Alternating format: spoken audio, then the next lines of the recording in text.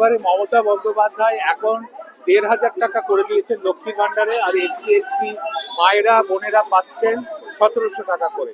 এতে সারা বাংলা জুড়ে আমাদের মা বোনেদের মধ্যে যে উচ্ছ্বাস, সেটা আমরা কিন্তু আজকে এই রাজবলার এসে আমরা দেখতে পেলাম যে একেবারে মানুষ মানে দিদি একাধিক প্রকল্পের মাধ্যমে প্রতিটা পরিবারকে সুস্থভাবে বাঁচার একটা পথ দেখিয়ে দিয়েছে।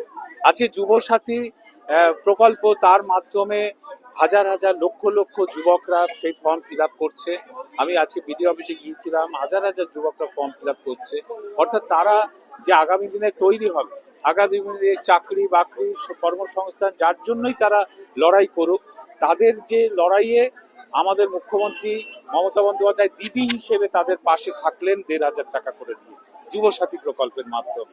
এটা তাদের সাহায্য করবে, ট্রেনে বাসে যাতায়াতে সাহায্য করবে, ফর্ম ফিল আপে সাহায্য করবে।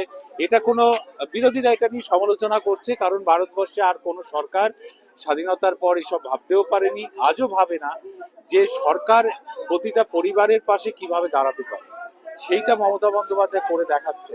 প্রতিটা পরিবারের পাশে দিদি আছেন, বিভিন্ন প্রকল্পের মাধ্যমে আছেন। খাদ্যসাথী প্রকল্প, বিনা পয়সায় রেশন আছে, কৃষক বন্ধু প্রকল্প আছে, এখন আবার ক্ষেত মজুর যাদের জমি নেই তাদেরও দিদি ৪,০০০ টাকা বছরে দেবে।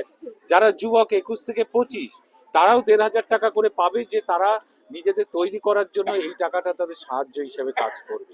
এভাবে কোন মুখ্যমন্ত্রী ভেবেছেন? মমতা বন্দ্যোপাধ্যায় একমাত্র ভেবেছেন বলেই আজকে সারা বাংলার লাখো লাখো মানুষ প্রত্যেকে কিন্তু দিদিকে তারা সমর্থন জানাচ্ছে, দিদির প্রতি কৃতজ্ঞতা প্রকাশ করছে, সম্মান প্রকাশ করছে। যে লক্ষ্মীর ভান্ডারকে কেন্দ্র করে এলাকার মহিলাদের যে জনজোয়ার আমরা দেখতে পাচ্ছি, সামনে বিধানসভা নির্বাচন, কতটা আশাবাদী এলাকা? না, আশাবাদী মানে এখানে তো জাঙ্গিপাড়া বিধানসভায় তো আমরা ২৮,০০০ ভোটে লোকসভাতে এগিয়ে আছি।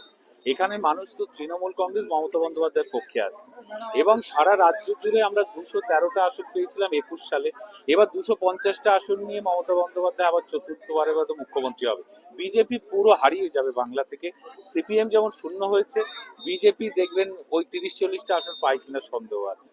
কারণ বাংলার মানুষ বুঝেছে দিদি হচ্ছে একমাত্র ভরসা। বিরোধীরা বলছেন বিধানসভা নির্বাচনে তারা জিতলে তারা প্রত্যেকের অ্যাকাউন্টে ৩,০০০ টাকা করে দেবে। না, ওরা তো জিতবে না বলেই এইসব কথা বলছে। আর বিজেপি শাসিত রাজ্যগুলোতে আগে চালু করে দেখা। আজকে বিজেপি শাসিত রাজ্যগুলোতে লক্ষ্মীর ভান্ডারকে নকল করে করতে গিয়েছিল, কিন্তু ভোটের পরে একটাও চালু করেনি, সব উইথড্র করে নিয়েছে। ওরা হচ্ছে একেবারে প্রতারক একটা রাজনৈতিক দল, বাংলা বিরোধী একটা রাজনৈতিক দল। ওরা ৩.৫ বছর ১০০ দিনের টাকা আটকে রেখেছে, আবাস যোজনার টাকা আটকে রেখেছে।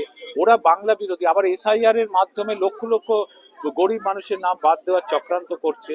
ওরা আবার বাংলা কি করবে? আপনি দেখেছেন যে কালকে বিহারে বিজেপি সমর্থিত সরকার বলেছে প্রকাশ্যে কোথাও মাছ মাংস বিক্রি করা যাবে না, একদম সরকারি নির্দেশিকা জারি করেছে। এই বিজেপি আবার বাংলায় আসতে চায়। বাংলার মানুষ এই বিজেপিকে কখনো স্থান দেবে না।